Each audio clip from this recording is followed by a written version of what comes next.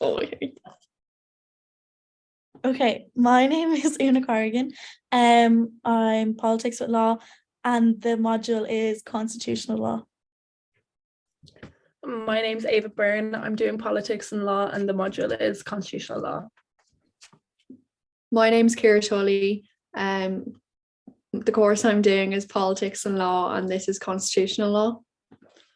Our discussion today will address the matter of judicial review of executive power in Irish constitutional law. The cases we're addressing in our discussion will be the 2020 Elijah Burke v Minister of Education, the 2022 appeal of the Elijah Burke v Minister for Education, and the 2001 TD versus Minister of Education. We'll be questioning the authority of the approach taken by Irish judges to intervene in the exercise by the government of executive power. Yeah, so I'm discussing the TD versus Minister of Education. So this was a case about disadvantaged children in need of accommodation and special support units. And basically they argued that they needed appropriate educational facilities and more special care. So the state agreed to give them these facilities and they begun planning for them, but there ended up being like logistical delays, administrative delays, so they weren't able to build them.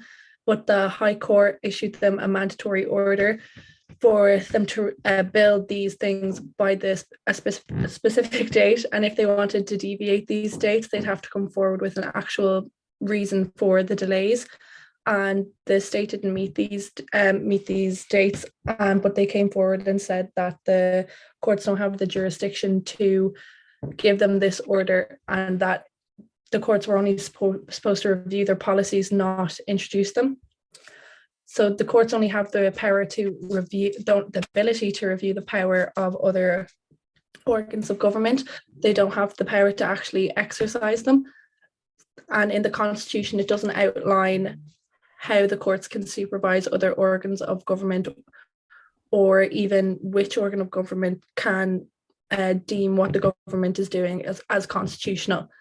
So the majority view in this case was held by Hardman, Murray J and Keane CJ, and they believe that a mandatory order such as this one can only be brought in a case of constitutional crisis in order to protect the constitutional order, whereas the minority view held by Denham J believe that while they understood that the courts can't always issue an order like this, they weren't implementing new policy above the executive branch. They were only mandating them to carry out the policy that they've already given in order to protect their constitutional obligations. But Murray J completely disagreed with this basically, and said that once the policy was brought to the High Court, the courts completely took all the power in this policy and became the complete authoritative figure in this case, and took the power away from the executive branch. And this turned it into a matter of judicial exercise of the executive power rather than a review of the exercise power. And it made the mandatory order like completely illegitimate. And so then after that, Murray introduced like a formula to test the legitimacy of orders, and basically said, if you're ever administrating an order to the executive branch, they can, they lost my train of thought. Oh yeah, it would have to show a clear disregard for their obligations to the people who brought it to court. And a clear disregard just means like as if they just ignored the whole situation and they basically didn't care or carry out any of their obligations. So it was turned over, and the Supreme Court did see that the judicial branch overturned the executive branch in that case. Nice. So on the 19th of August 2020, applicant Elijah Burke, a student from Mayo, applied to the High Court where he sought an order of certiorari quashing the decision of the respondent for refusing to provide a calculated grade for Mr. Burke on the 29th of July 2020. He then applied for a declaration by a judicial review that the refusal to provide a calculated grade in circumstances where the applicant was homeschooled and the applicant's teacher was their parent was unfair, unreasonable, and contrary to the constitutional justice. Mr. Burke challenged provisions made for persons such as him who are educated at home, where the teacher involved has a conflict of interest, meaning the applicant was excluded from obtaining a calculated grade provided to other individuals leaving certain grades that year. He depicted the argument that he gave the situation as being unfair and unreasonable.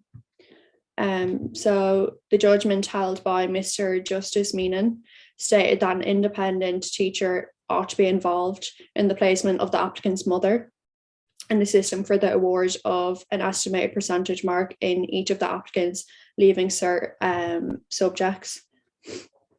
Judge Meenan therefore concluded that so much of the system that provided for the giving of the estimated percentage marks that excluded the applicant on the grounds that his teacher had a conflict of interest, being she wasn't reliable, excluded the applicant on the grounds that it was irrational and unreasonable and thus unlawful.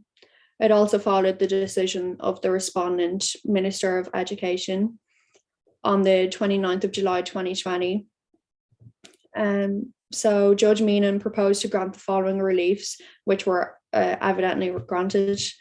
So it was a order of certiorari quashing the decision of the respondent, the Minister for Education, dated on the 29th of July 2020, to refuse to provide a calculated grade for the applicant.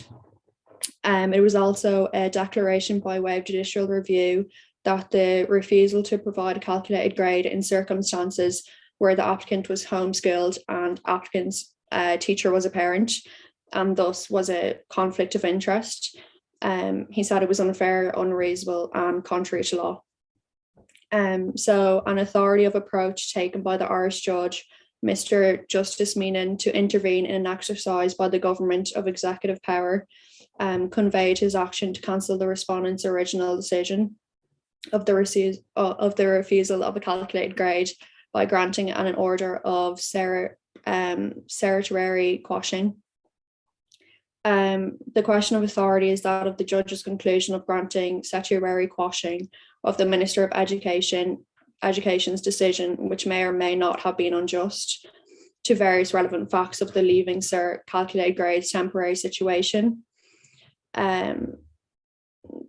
Judge Meenan's approach to intervene the exercise of executive power was justified due to the respondent's claim of said conflict of interest being inaccurate.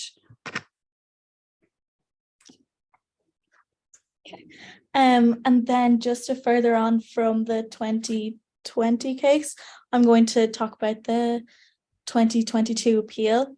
And in 2022, the Court of Appeal found the calculated grade scheme an exercise of executive power under Article 28 of the Constitution.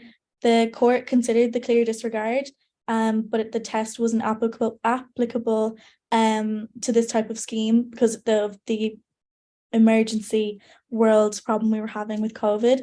And then the minister challenged the reasoning of both the High Court and the Court of Appeal, but there were issues that arose.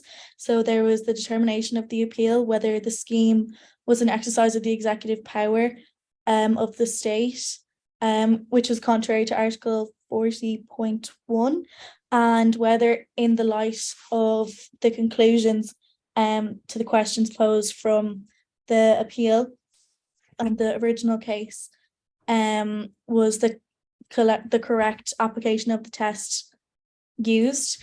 The minister's decision to refuse to provide Elijah Burke and Naomi Power with these calculated grades was invalid.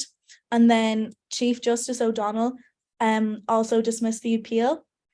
But then in light of the argument presented on this appeal, I just would reiterate that the proper test for the challenge of the executive decision of the government was not taken. And under Article 28.2, the applicant seeking to challenge such a decision must show a clear disregard of the Constitution, and this has not been met.